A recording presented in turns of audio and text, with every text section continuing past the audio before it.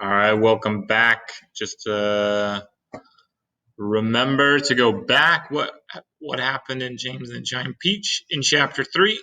He met an old man by the laurel bushes that gave him a bag of magic something, little things inside, and they were moving and glowing in the most wonderful way. So let's find out what they are. Chapter 4. James Henry Trotter stood there clutching the bag and staring at the old man. "And now, all you've got to do is this: take a large jug of water and pour all the little green things into it. Then very slowly, one by one, add 10 hairs from your own head. That sets them off. It gets them going. In a couple of minutes, the water will begin to froth and bubble furiously. And as soon as that happens, you must quickly drink it all down, the whole jugful, in one gulp. And then, my dear, you will feel it churning and boiling in your stomach, and steam will start coming out of your mouth, and immediately after that, marvelous things will start happening to you. Fabulous, unbelievable things. And you will never be miserable again in your life.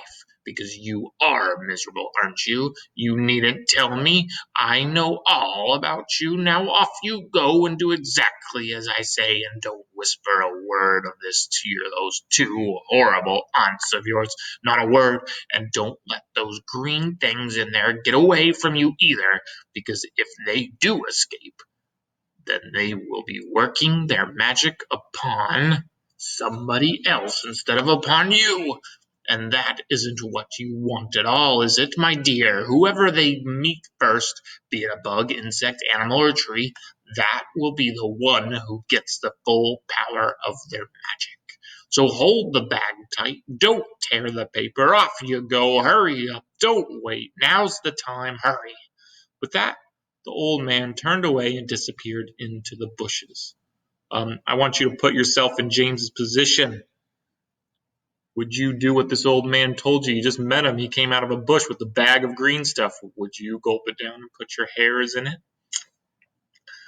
What do you predict is going to happen? Will James do it?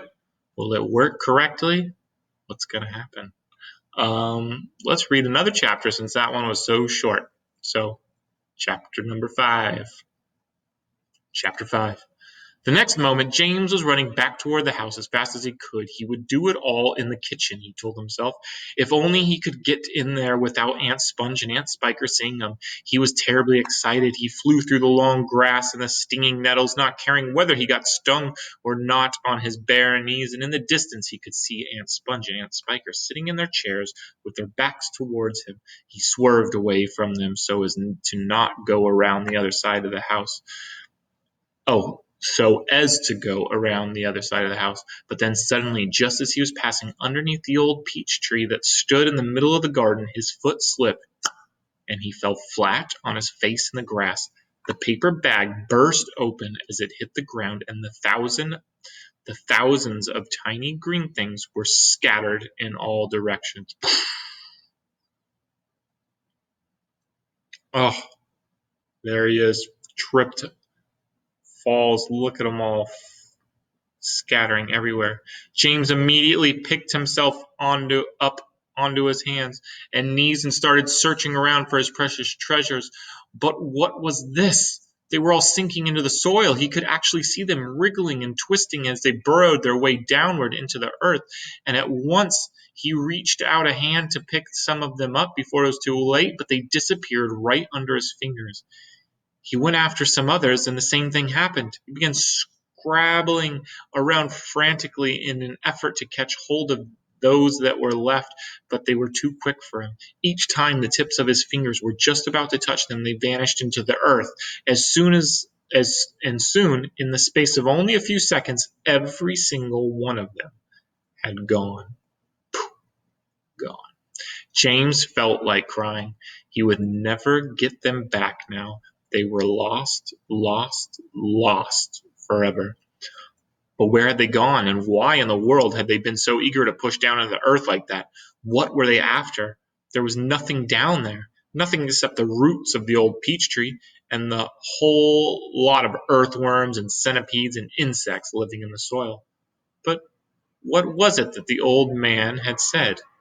Whoever they meet first, be it bug, insect, animal, or tree, that will be the one who gets the full power of their magic. Good heavens, thought James. What is going to happen in that case if they do meet an earthworm or centipede or spider? And what if they do go into the roots of the peach tree? Get up at once, you lazy little beast, a voice was suddenly shouting in James's ear. James glanced up and saw Aunt Spiker standing over him, grim and tall and bony, glaring at him through her steel-rimmed spectacles. Get back over there immediately and finish chopping up those logs, she ordered.